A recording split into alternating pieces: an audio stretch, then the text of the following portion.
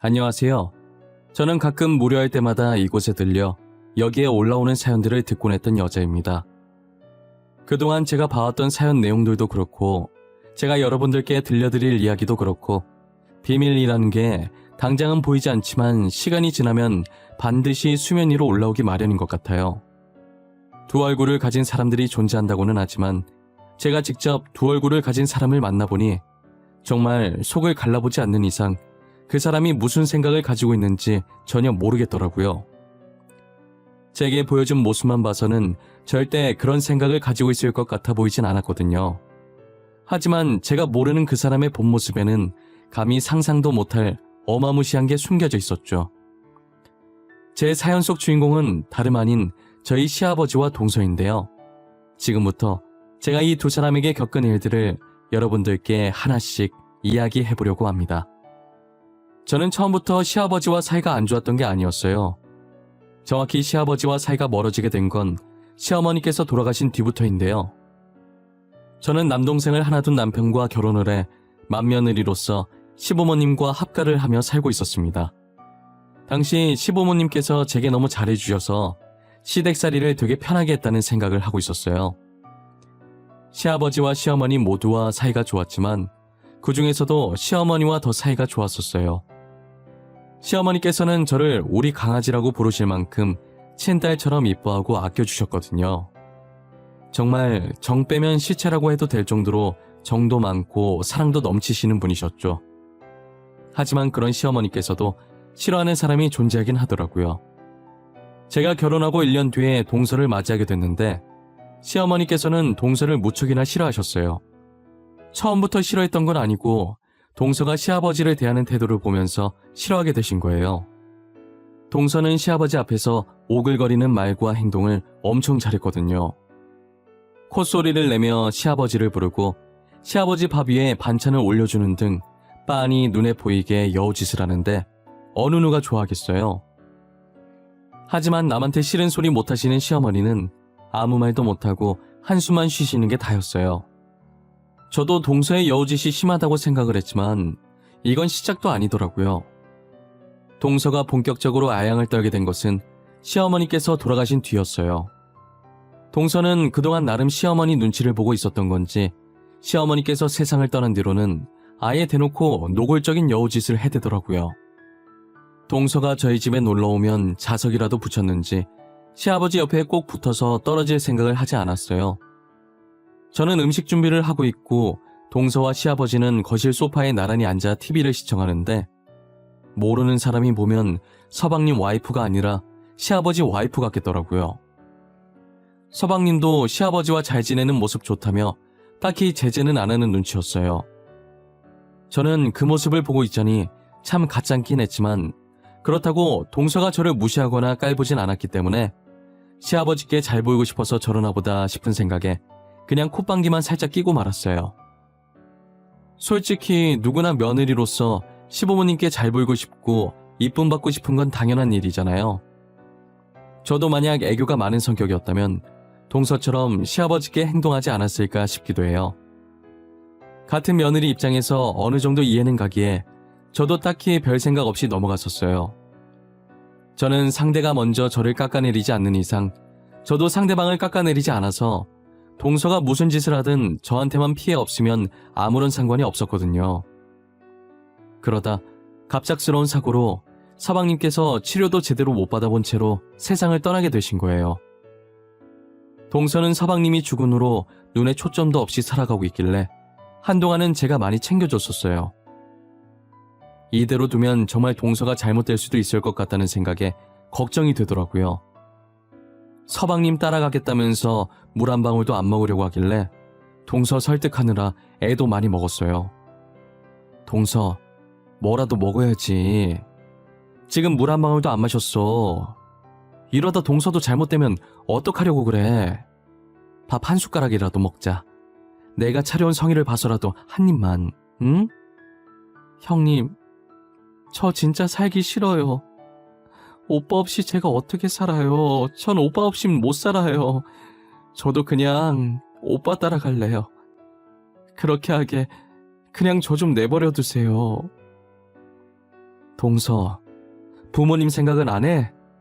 동서가 이러고 있는 거 알면 부모님께서 얼마나 걱정하시겠어. 그런 말 하는 거 아니야. 산 사람은 계속 살아야지. 이제 오빠도 없는데 제가 더 살아서 뭐해요. 저 그냥 오빠한테 가고 싶어요. 이대로 굶어 죽을래요. 그러니까 도로 가지고 나가주세요. 제발요. 동서, 내가 이렇게 부탁할게. 제발 살아. 괜히 쓸데없는 생각하지 말고 제발 살라고, 응? 지금은 힘들어도 나중엔 괜찮아져. 그러니까 조금만 참고 견디자. 내가 도와줄게.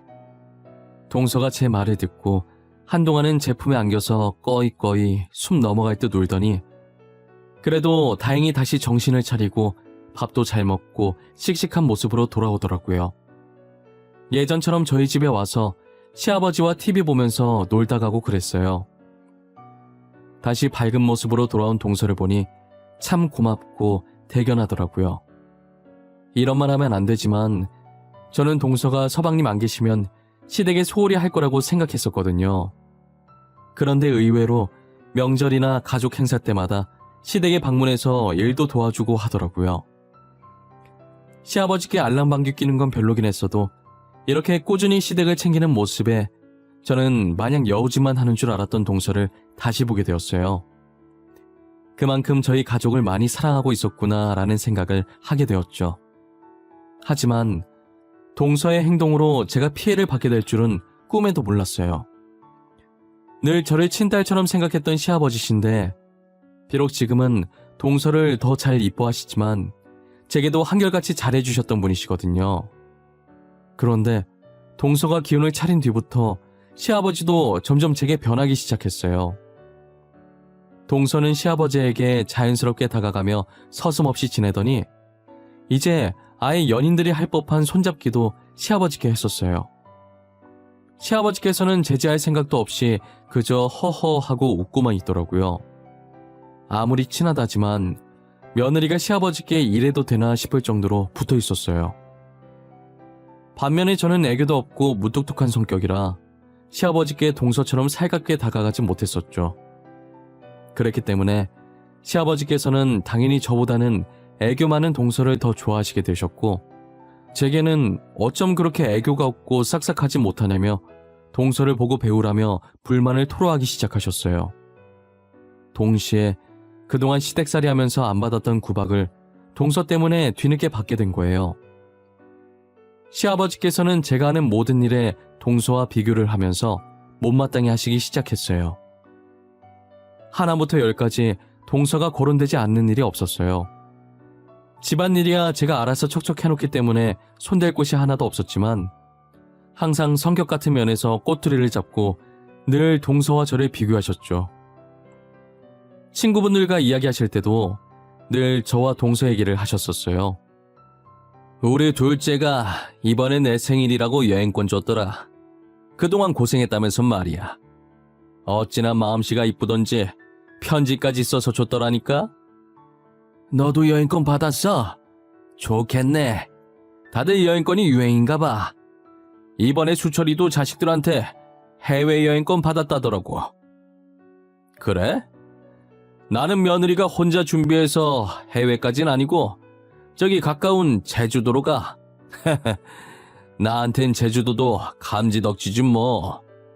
애가 이쁜 게 이쁜 짓만 한다니까. 그럼 너네 맏며느리는? 둘째 며느리가 제주도 여행권이면 맏며느리면 용돈 줬을러나? 만만한 게 용돈이랑 여행권 아니냐. 평소에 맏며느리 너한테 엄청 잘하더만.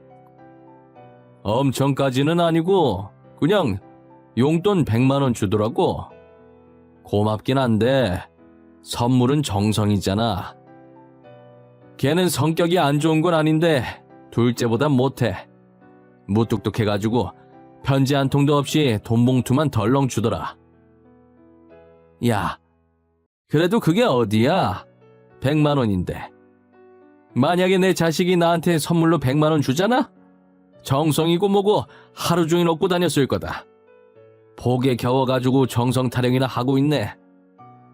시아버지께서는 저한테 뭐가 그렇게 불만이신지 항상 제 험담을 하셨었어요. 저는 나름 한다고 했지만 늘 시아버지 마음에 안 드셨고 저도 시아버지 반응에 맥이 빠졌어요.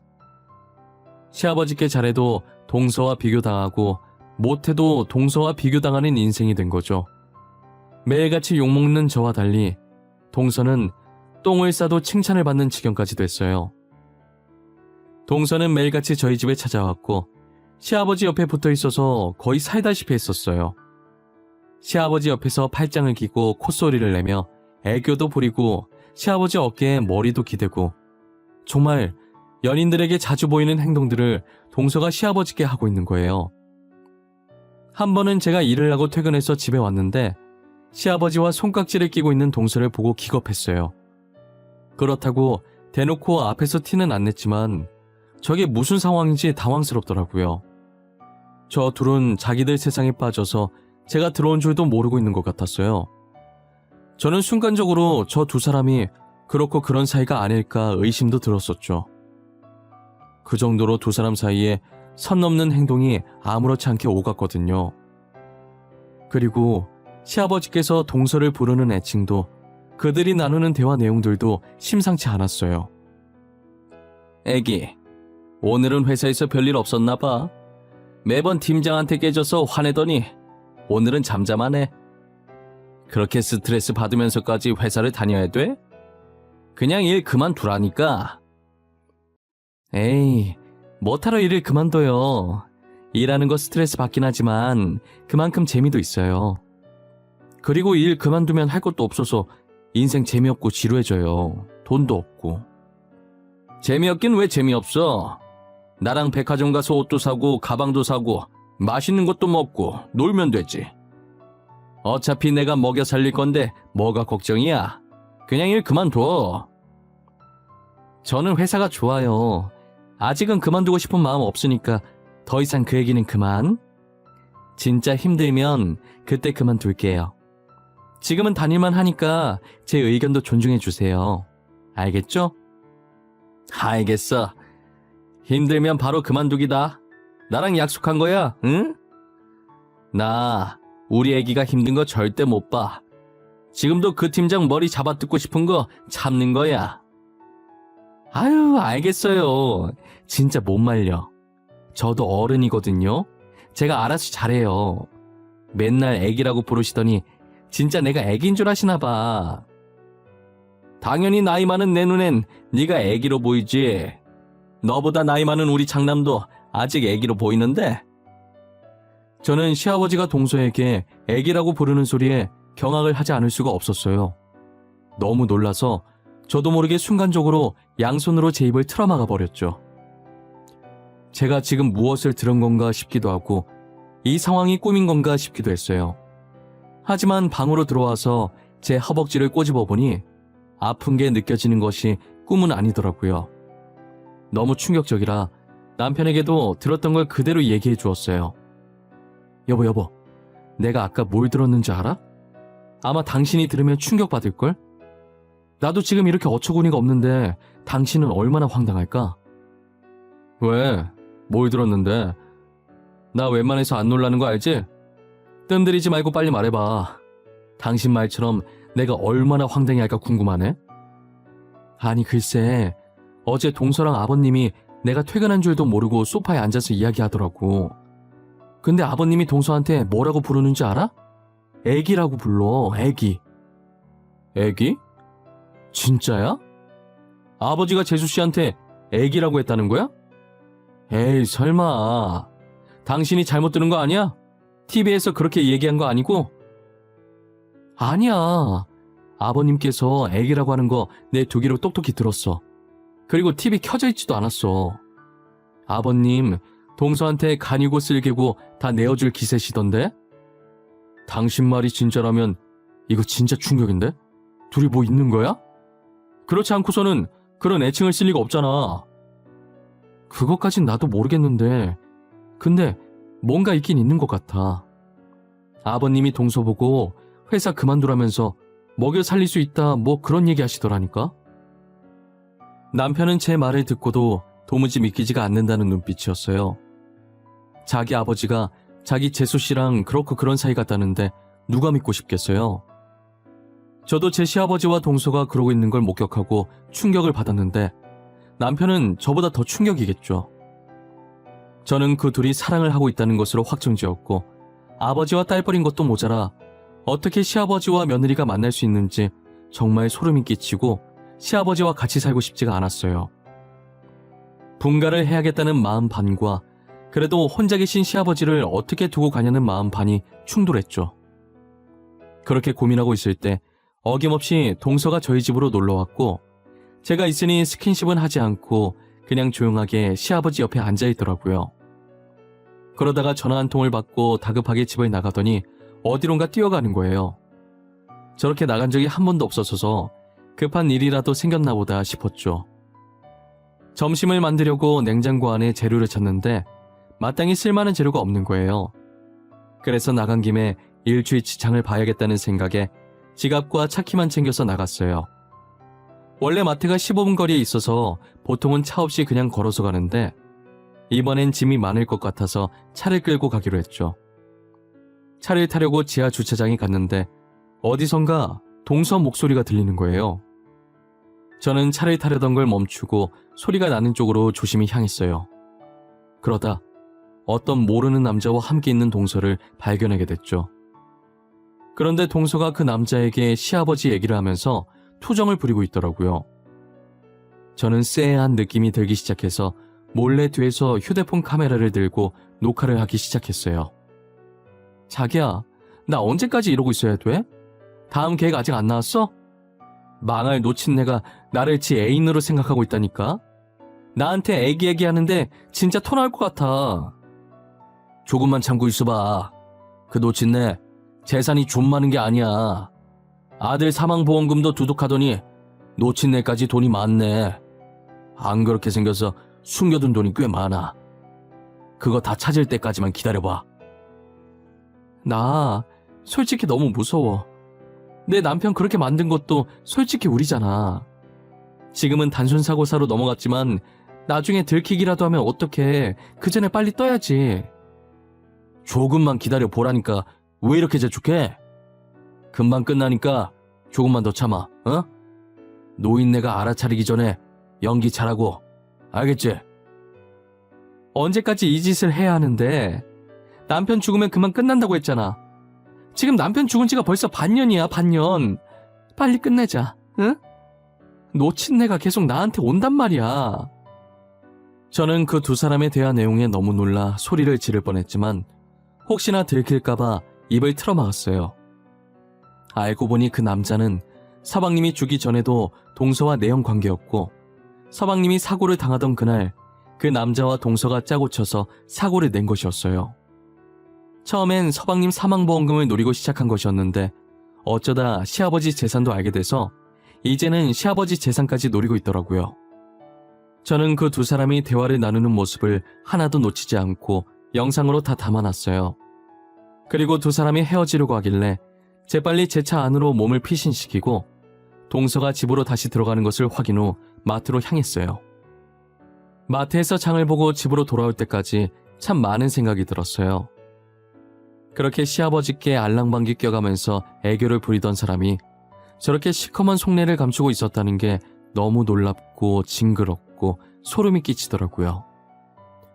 음식을 만들면서도 영상을 지금 보여줘야 하나 말아야 하나 고민했는데 그동안 시아버지께서 저와 동서를 비교해가며 험담을 한 것이 생각나 괘씸했어요. 그러다 며칠 동안 고민하게 되었고 드디어 결전의 순간이 다가온 거예요. 결전의 날은 바로 동서의 생일날이었어요. 아니나 다를까 시아버지께서는 동서의 생일을 챙겨야 한다며 온 가족을 부르더라고요. 저는 처음부터 그 영상을 동서 생일이니까 가족들도 다운 시점에서 지금 풀어야겠다라는 생각을 하지 않았어요. 그때까지도 영상을 보여줄지 말지 엄청나게 고민을 하고 있었던 와중이었어요. 그런데 동서가 시아버지께 생일 선물로 돈을 받고 고맙다며 또 스킨십을 하는데 너무 불편하더라고요. 이제 동서의 목적이 무엇인지 아니까 제가 너무 불편해서 안 되겠더라고요. 그래서 가족들이 있을 때 그 영상을 보여주기로 마음을 먹게 됐어요. 그렇게 한창 동서의 생일 파티로 분위기가 무르익기 시작했고 저는 몰래 남편을 시켜 거실 TV에 제 휴대폰을 연결시켜 달라고 했어요. 남편도 아직 안 본 영상이라 왜 그러냐고 했지만 저는 이유 묻지 말고 시키는 대로만 해달라고 했죠. 가족들은 식탁에서 즐기다가 하나둘씩 거실로 자리를 이동하더라고요. 자연스럽게 거실에서 다시 술 파티가 벌어졌고 모든 사람들이 거실 한가운데 모이게 됐어요. 화장실에 갔던 사람까지 다 온 것을 확인하고 저는 영화가 보고 싶은 척 TV를 틀려고 했죠. 하지만 동서가 파티 중에 생뚱맞게 무슨 영화냐고 제 손에 들린 리모컨을 빼앗으려고 하는 거예요.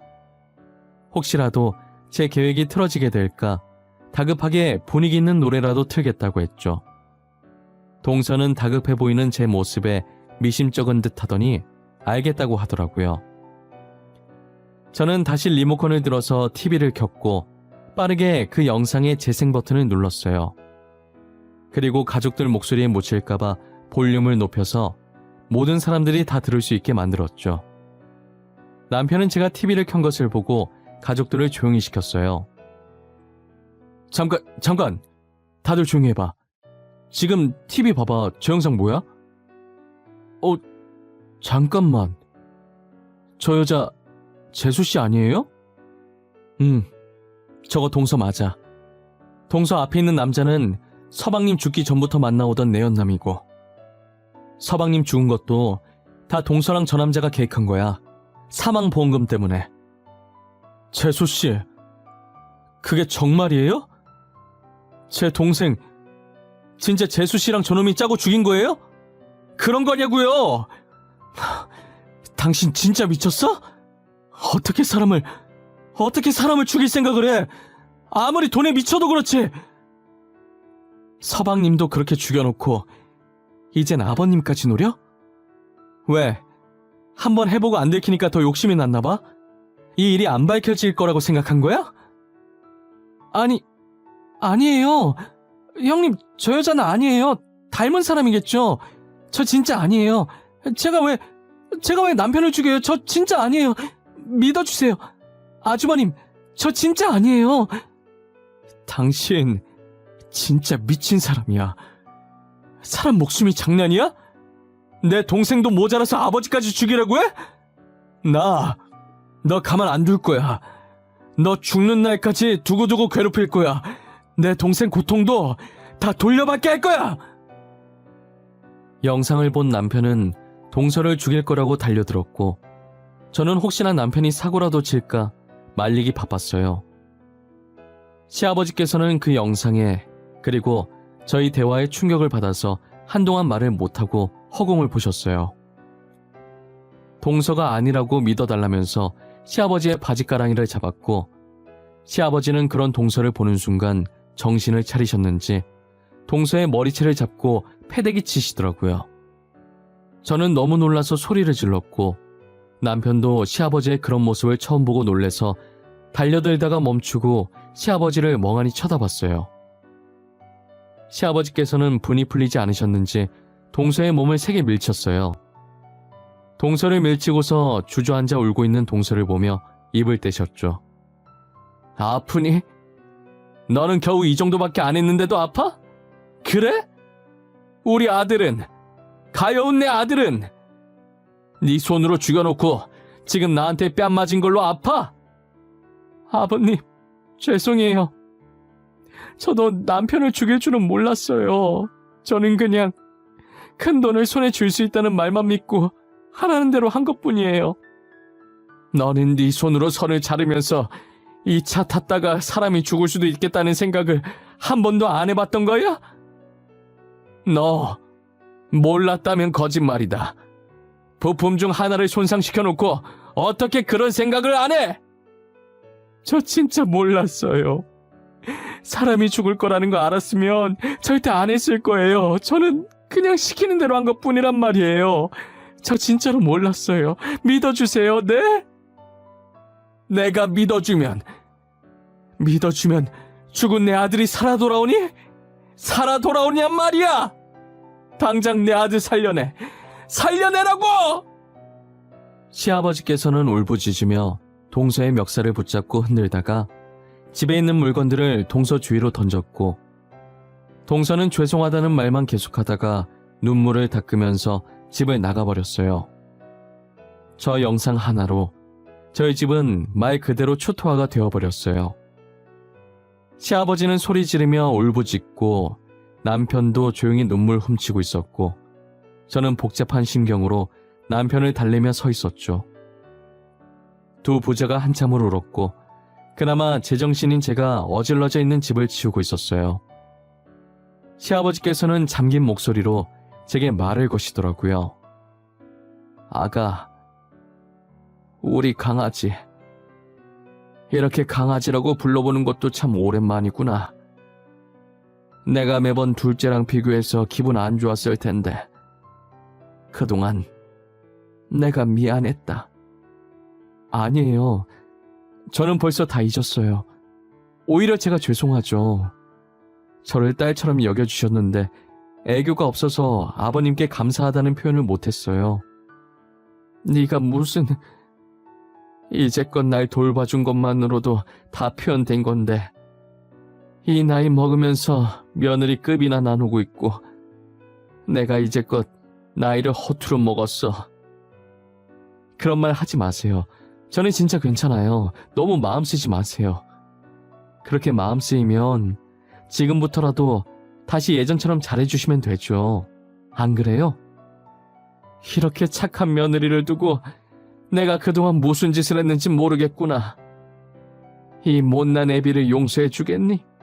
내가 정말 미안했다.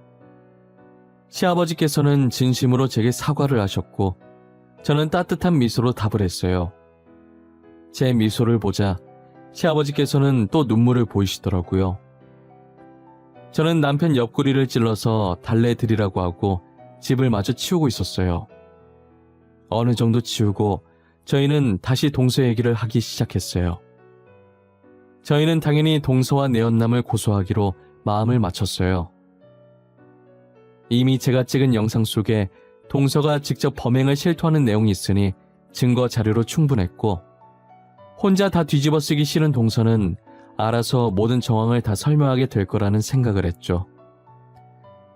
저희는 다음날 해가 뜨는 대로 변호사를 만났고 증거 영상을 제출해서 동서와 내연남에게 걸 수 있는 모든 죄들을 모조리 엮어서 고소를 진행했어요. 그 둘의 범행이 계획적이고 죄질이 나쁘다고 판단되어 결국 징역형을 피할 수 없었어요. 동서는 정말 반성을 많이 한 모양인지 들어가기 전에 시아버지께 죄송하다고 무릎을 꿇었어요. 시아버지는 동서를 못 본 척 지나갔지만 동서는 시아버지가 눈에 안 보일 때까지 계속 꿇고 있었어요. 저도 곧이어 한숨을 쉬고 남편과 함께 재판장을 빠져나왔죠. 아버님, 괜찮으세요? 안 괜찮으시겠지만 이럴 때일수록 힘내셔야 해요. 서방님도 진실이 밝혀져서 이제 편히 가셨을 거예요.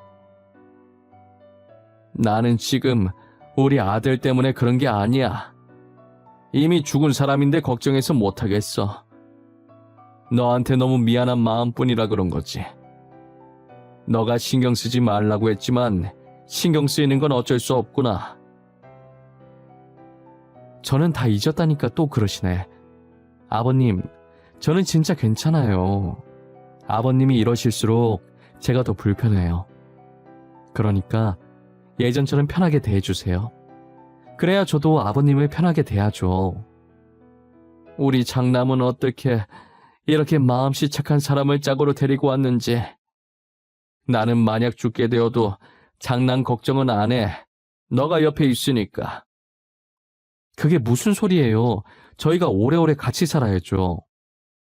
시아버지의 표정을 보니 그래도 전보다는 한결 가벼운 느낌이셨어요. 서방님께도 제게도 늘 미안한 마음을 안고 사실 것 같지만 이제는 모든 걸 놓고 저희 곁에서 마음 편히 사셨으면 좋겠어요. 저도 언제나 시아버지 곁에 있으면서 며느리이자 딸이 되어 드리려고 마음먹었어요. 시아버지도 제게 잘해주겠다 마음 먹으셨는지 동서에게 했던 것보다 훨씬 잘해주세요. 지금 반년이 지나긴 했는데 시아버지가 제게 잘해주시긴 하지만 아직도 저와 살짝 대면대면 하긴 해요.